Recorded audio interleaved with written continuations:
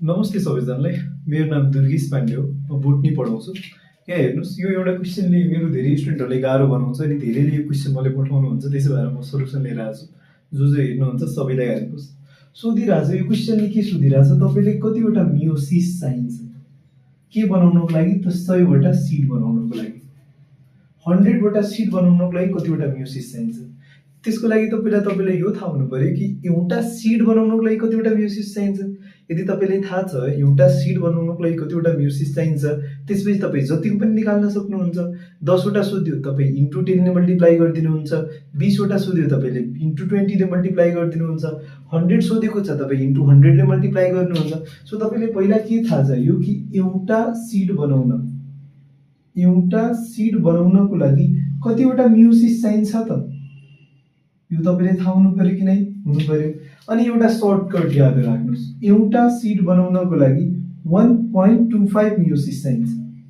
त्यसो भए क्वेसनले के भनिरहेछ, 100 सिड बनाउनको लागि कतिवटा मियोसिस चाहिन्छ? त्यसो भए 100 सिड बनाउनको लागि मलाई के चाहिन्छ? 1.25 इन्टु 100। अनि 1.25 इन्टु 100 गर्नुहुन्छ भने के भइदिन्छ? 125। सो मलाई कतिवटा मियोसिस चाहिन्छ? यहाँ हेर्नुहोस्, अप्सन बी 125 मियोसिस चाहिन्छ। त्यति मात्र सम्झिनु होला त्यो। अनि तपाईँको यो जस्तो पनि क्वेसन आउँछ सल्भ भइदिन्छ। मान्नुहोस् कहिलेकाहीँ के सोध्या हुन्छ कि 400 सिड बनाउनको लागि कतिवटा मियोसिस चाहिन्छ र 400 सिड बनाउनको लागि कतिवटा मियोसिस चाहिन्छ।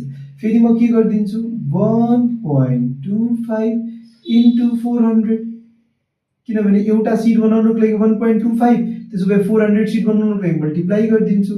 अनि जब हामी मल्टिप्लाई गर्छौँ, अब जसले सिम्पल गर्नु छ, यहाँ पोइन्ट हटाउनुहुन्छ भने तल 100 आइदिन्छ, यो 0 कट दिन्छ।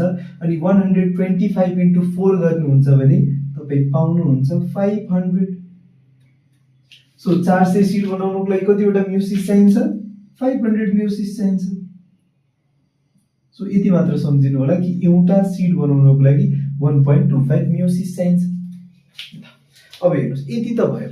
अब जो क्वेसन मात्र सल्भ गर्न चाहनुहुन्छ उहाँहरू यतिसम्म हेर्नुहोस्। तर जो कन्सेप्ट बुझ्न चाहनुहुन्छ, कसरी एउटा सिड बनाउनको लागि 1.25 मियोसिस कहाँबाट आयो, कसरी आयो, उहाँहरू भिडियो कन्टिन्यू गरेर हामी कुरा गर्नेछौँ कसरी एउटा सिड बनाउनको लागि 1.25 मियोसिस कसरी भयो त। लाउनुहोस् त बुझौँ हामी। डस्टर म यो इरेज गरिदिन्छु है।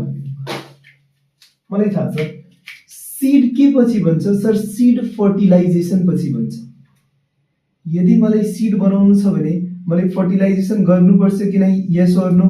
गर्नुपर्छ सर फर्टिलाइजेसन। ठिक छ। अनि फर्टिलाइजेसन भनेको के हो sir? Fusion of one male gamete, एउटा मेल ग्यामेट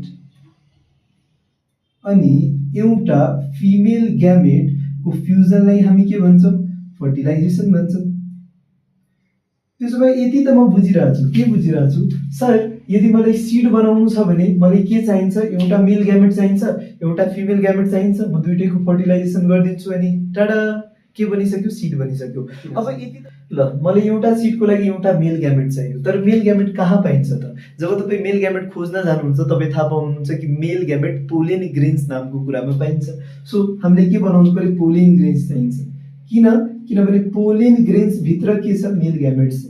अब एउटा कुरा बुझ्नुहोस्, किनभने पोलेन ग्रेन्स भित्र मेल ग्यामेट हुन्छ, त्यसै भएर हामी यसलाई मेल ग्यामिटोफाइट भन्छौँ। यो पास्ट क्वेसन हो।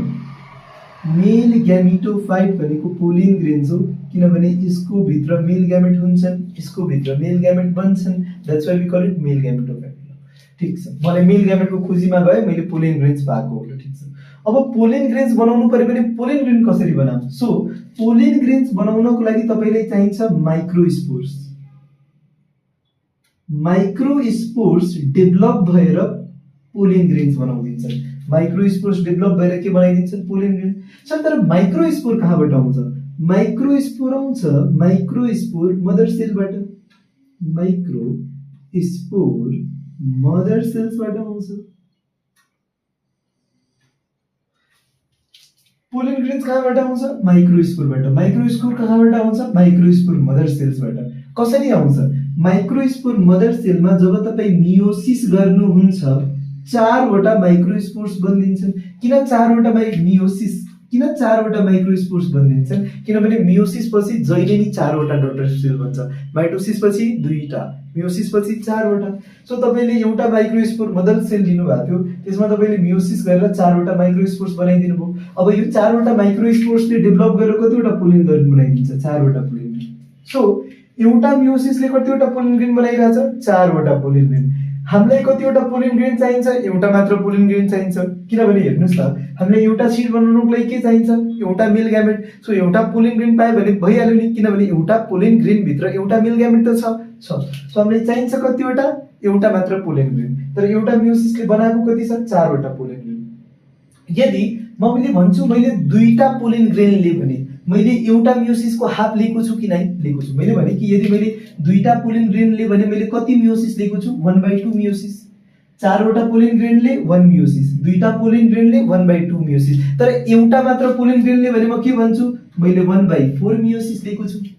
एउटा मात्र पोलिन ग्रेन चाहिएको थियो नि मलाई, सो मैले कति मियोसिस लिन्छु? 1/4 मियोसिस। ठीक छ।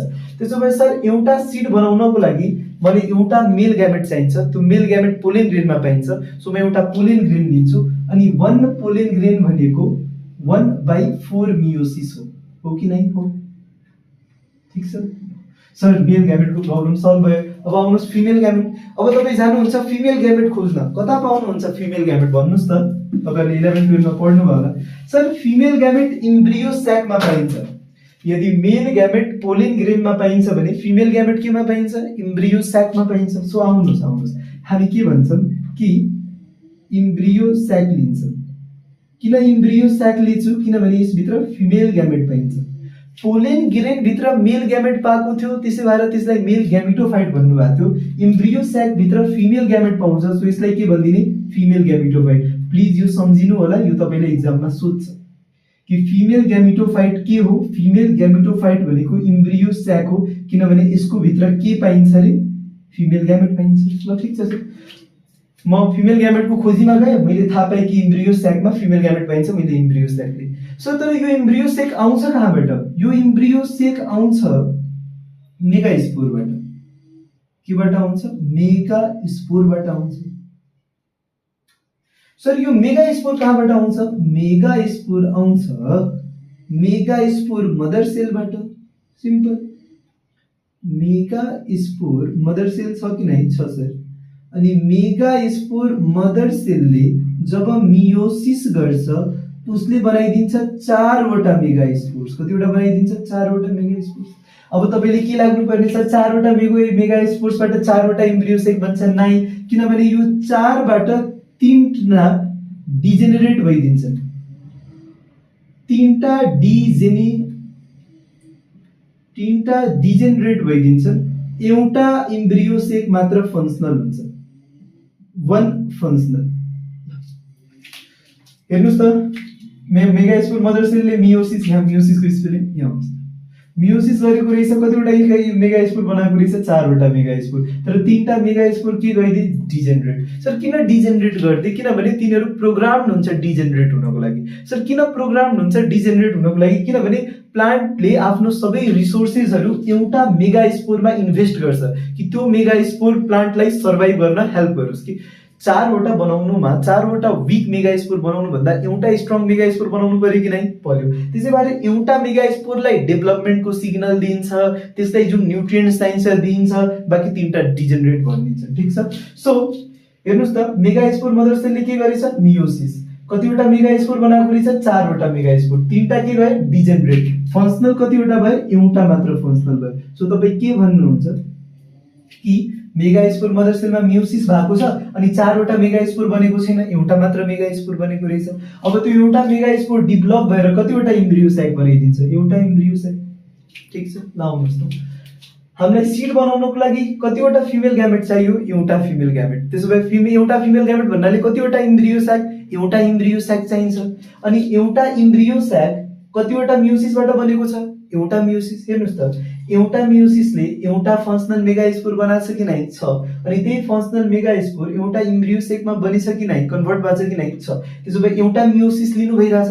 तपाईले एउटा इम्ब्रियो स्याक लिनुको मेन के हो एउटा मियोसिस सो सर फिमेल ग्यामेटको लागि मलाई इम्ब्रियो स्याक चाहिन्छ अनि एउटा इम्ब्रियो स्याक एउटा मियोसिसबाट बनिरहेछ भन्नाले मैले 1 मियोसिस यसको लागि दिन्छु त्यसो भए तपाईले सिड बनाउनको लागि मेल ग्यामेट लिनुभयो भन्नाले 1/4 मियोसिस फिमेल ग्यामेट लिनुभयो भन्नाले 1 मियोसिस सो टोटल मियोसिस कति लिनु भएको छ सर 1 प्लस 1/4 मियोसिस लिएको छु अनि 1/4 भनेको 0.25 हो भन्नाले मैले टोटल 1.25 मियोसिस लिएको छु so this was our concept so मैले कतिवटा मियोसिस लिएको छु 1.25 मियोसिस लिएको छु so that's how we explain कि एउटा सिड बन्नको लागि या बनाउनको लागि 1.25 मियोसिस लिनुपर्छ आई होप तपाईं बुझ्नु भयो होला यदि बोटनीमा अझ पनि तपाईले केही डाउट छ मान्नुस् तपाई केही क्वेशन छ जुन कि तपाईले तपाईसँग सल्भ भइरहेको छैन तपाई मलाई इमेल गर्न सक्नुहुन्छ इमेल दिदिन्छु duit class 11@gmail.com यसमा इमेल गर्न सक्नुहुन्छ केही क्वेशन छ भने म सल्युसन लाउन प्रयास गर्छु थ्यांक यू एभ्रीवन आफ्नो ध्यान राख्नुस् बाइ बाइ